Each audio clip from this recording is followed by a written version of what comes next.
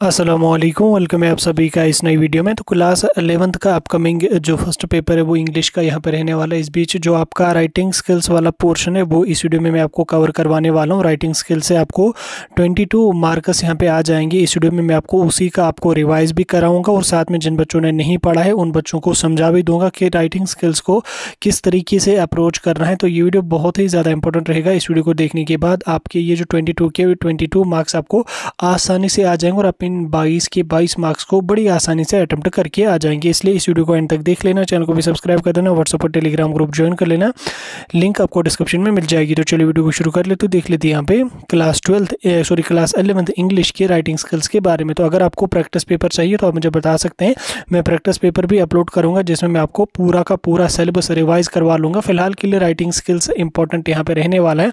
देखो, writing skills के आपको 22 मार्क्स आ जाएंगे और आपको पता है कि आपको 15% सिलेबस की रिलैक्सेशन भी है और आपको सिर्फ 68 मार्क्स ही यहाँ पे अटेम्प्ट करने होंगे आउट ऑफ 80 मार्क्स। यानी कि अगर आप यहाँ पे राइटिंग स्किल्स को ही अच्छी तरह से जो है यहाँ पे प्रिपेयर करके जाएंगे तो आपको आसानी से पास मार्क्स इस वाले सेक्शन से बनेंगे। अब देखो, इसमें बहुत सारे टाइप के क्वेश्चंस आपको पूछे जाएंगे। जैसे पहला क्वेश्चन आपको यहाँ पे 4 मार्क्स का आ जाएगा। इसमें आपको पोस्टर राइटिंग होगी और पोस्टर राइटिंग के आर पार्ट में आपको एडवर्टीजमेंट राइटिंग होगी। अब या तो आप पोस्टर राइटिंग सीख लो या तो आप एडवर्टीजमेंट राइटिंग सीख लो, कोई एक आपको यहाँ पे आना चाहिए और आपको 4 मार्क्स यहाँ से बनेंगे। अब किन कैसे ये पोस्टर राइटिंग करनी होती है, कैसे एडवर्टीजमेंट करनी होती है, दोनों को हम समझने की कोशिश करेंगे। तो सबसे पहले आपके यहाँ पे स्क्रीन पे एक पोस्टर यहाँ पे मैंने लिखा हुआ है, तो आप यहाँ पे पोस्टर राइटिंग को समझ सकते हैं। देखो, पोस्टर आपको जो क्वेश्चन होगा, क्वेश्चन में आपको बोला जाएगा कि ड्रग डी एडिक्शन पे आप एक पोस्टर लिखो। या आपने रिसेंटली जो 12th का पेपर हुआ था इंग्लिश का, आपने उसमें भी देखा था पोस्टर राइटिंग में, उसमें भी आया था ड्रग डी एडिक्शन के लिए रिगार्डिंग यहाँ पे पोस्टर आया था।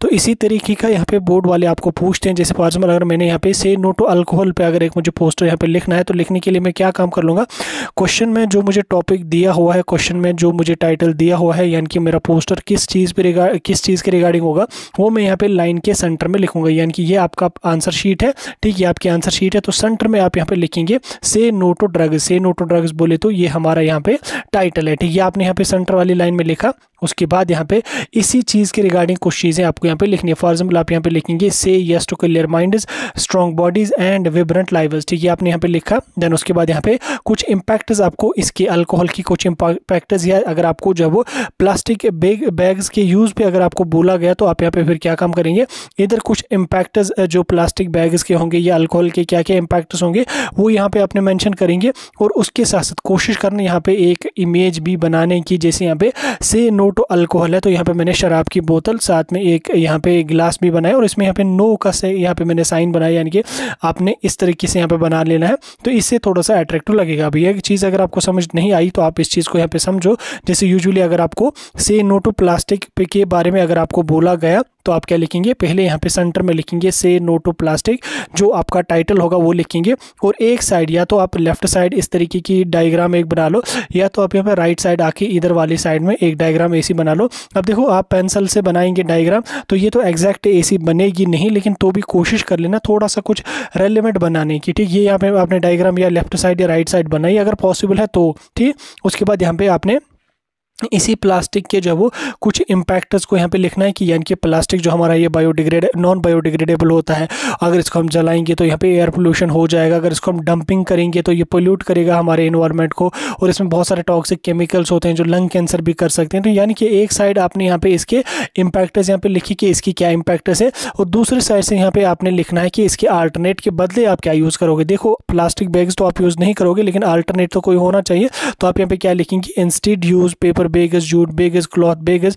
और उसके साथ साथ यहाँ पे आप लिखोगे कि भी अपने स्कूल का नाम इशूड बाय दिस, ठीक है। अगर नहीं लिखोगे तो भी चलेगा। देन उसके बाद यहाँ पे protect the environment, protect the environment, stay healthy, ठीक। तो ये यहाँ पे आप कुछ इस तरीके का स्लोगन वगैरह भी इसमें यहाँ पे कर सकते हैं। तो बस आपको इतना करना और आपको 4 मार्क्स मिलेंगे। अगर आपको इन केस पोस्टर राइटिंग का क्वेश्चन आपको समझ में नहीं आया तो आप यहाँ पे क्या काम करेंगे, आप यहाँ पे एडवर्टीजमेंट वाले पे यहाँ पे आ जाएंगे। अब एडवर्टीजमेंट वाले पे आपको बोला जाएगा कि आप किसी भी स्कूल के प्रिंसिपल हैं या किसी भी स्कूल के HOD है, आपके स्कूल में 3 4 5 पोस्टर्स वैकेंट है टीचर्स की, तो आप लोकल न्यूज़पेपर में जो है वो एडवर्टीजमेंट छपाओ। तो आप कैसे यहाँ पे उसमें लिखेंगे, तो सबसे पहले आप यहाँ पे ऊपर आके लिखेंगे कि आपका यहाँ पे टाइटल मेजर जो है वो क्या है। जैसे यहाँ पे मैं जो यहाँ पे ये लिख रहा हूँ, मेरे पास यहाँ पे कुछ वैकेंसीज हैं। जैसे आपको बोला जाएगा कि आपके स्कूल में कुछ टीचर्स की पोस्ट वैकेंट है, तो वो यहाँ पे आपने लिखा सिचुएशन वैकेंट, या आप यहाँ पे लिख सकते हैं जॉब जॉब जॉब, ऐसे करके कोई सा भी यहाँ पे लिख सकते हैं।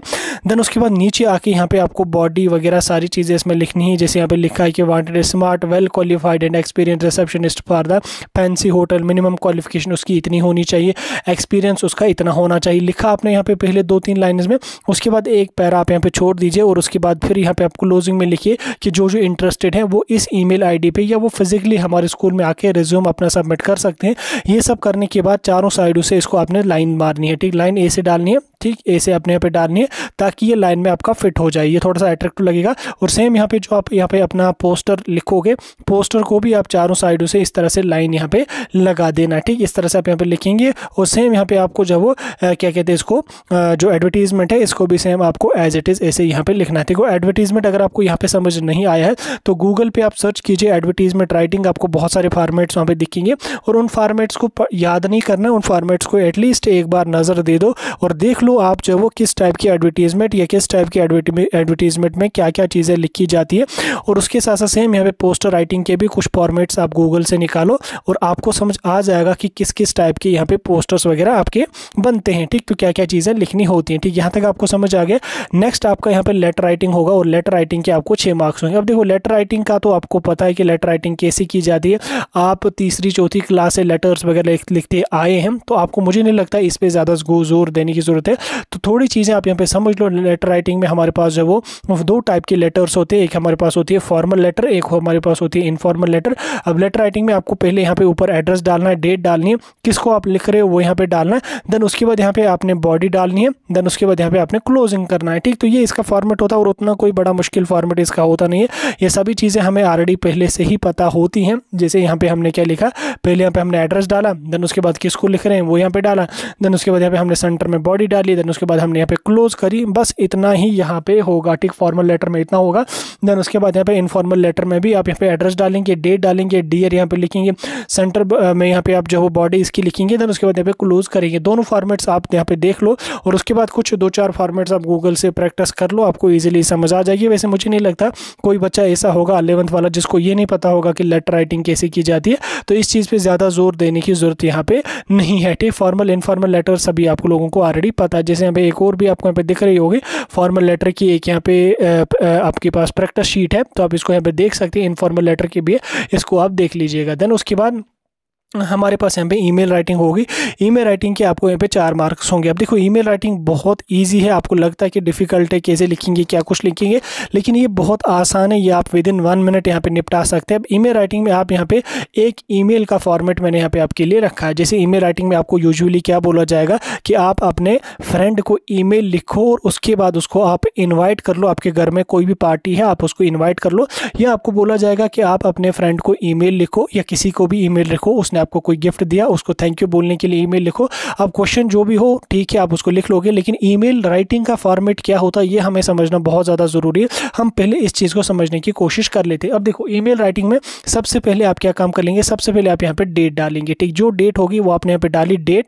देन उसके बाद फ्रॉम, कौन ईमेल यहाँ पे लिख रहा है। अब देखो फ्रॉम में आप अपनी ईमेल आईडी डालने की ज़रूरत नहीं है, तो आप यहाँ पे क्या लिखेंगे, फ्रॉम abc@gmail.com। उसके बाद इसके नीचे यहाँ पे टू लिखेंगे, यानी कि किसको आप ईमेल भेज रहे हो, टू xyz@gmail.com, ठीक, लिखा आपने। देन उसके बाद इसी के सीध में यहाँ पे आपने सब्जेक्ट लिखा, ठीक, सब्जेक्ट क्या है, जैसे आप यहाँ पे प्रिंसिपल को ईमेल लिख रहे हो कि आपके जो पियन है आपके स्कूल के, उन्होंने आपके साथ बदतमीजी करी, तो मैंने यहाँ पे क्या सब्जेक्ट लिखा है, सब्जेक्ट है अब्यूजिव लैंग्वेज यूज्ड बाय पियन, ठीक, आपने लिखा सब्जेक्ट। उसके बाद इस वाली लाइन को छोड़ देना, नीचे एक और लाइन को फिर से यहाँ पे आपने छोड़ देना और उसके बाद नेक्स्ट लाइन में आना है, यहाँ पे लिखना है रेस्पेक्टेड सर, इस लाइन को छोड़ देना। उसके बाद यहाँ पे आपने सिचुएशन लिखनी है, ठीक, क्या है, क्या ईमेल में आप क्या लिखना चाहते हो वो आप यहाँ पे बॉडी ऑफ ईमेल यहाँ पे लिखते हैं, जिसको हम ईमेल की बॉडी कहते हैं। इसमें जो भी आपने कंप्लेन करनी है वो लिखेंगे, या जो भी अपने दोस्त को आपने इनवाइट करने के लिए बोलना है वो आप यहाँ पे लिखेंगे। लिखने के बाद आपको सबसे इंपॉर्टेंट यहाँ पे इसकी क्लोजिंग होती है वो यहाँ पे लिखनी है। क्लोजिंग में आप क्या लिखेंगे, रिगार्ड्स, ठीक, रिगार्ड्स यहाँ पे आप अपना नाम डालेंगे, ठीक, अगर आप यहाँ पे चाहे तो एड्रेस भी डाल सकते हैं, अदरवाइज एड्रेस लिखने की जरूरत नहीं है, जस्ट रिगार्ड्स अपना नाम यहाँ पे डालेंगे। तो बस इतना आपको करना। करने के बाद आपने यहाँ पे 4 साइड से इसको यहाँ पे एक लाइन लगानी है, जैसे ए से ए से ए से और ए से, ठीक होगी आपकी ईमेल राइटिंग। और इसके आपको मिल जाएंगे 4 मार्क्स। कितना आसान है, कितना इजी है, जस्ट आप इसका स्क्रीनशॉट ले लो और अपने पास सेव रख लो, ठीक। आपको सारी चीज़ें समझ आ जाएंगी। उसके बाद सबसे बड़ा क्वेश्चन आपका यहाँ पे रिपोर्ट राइटिंग का या अकाउंट राइटिंग का होगा। आप देखो रिपोर्ट राइटिंग या अकाउंट राइटिंग कैसे करनी है। देखो रिपोर्ट राइटिंग और अकाउंट राइटिंग का कोई भी स्पेसिफिक फॉर्मेट नहीं होता है। रिपोर्ट राइटिंग और अकाउंट राइटिंग की अगर हम बात करें, इसमें इसको सिंपली कहानी जिसको हम बोलते हैं वो कहानी आपको लिखनी है।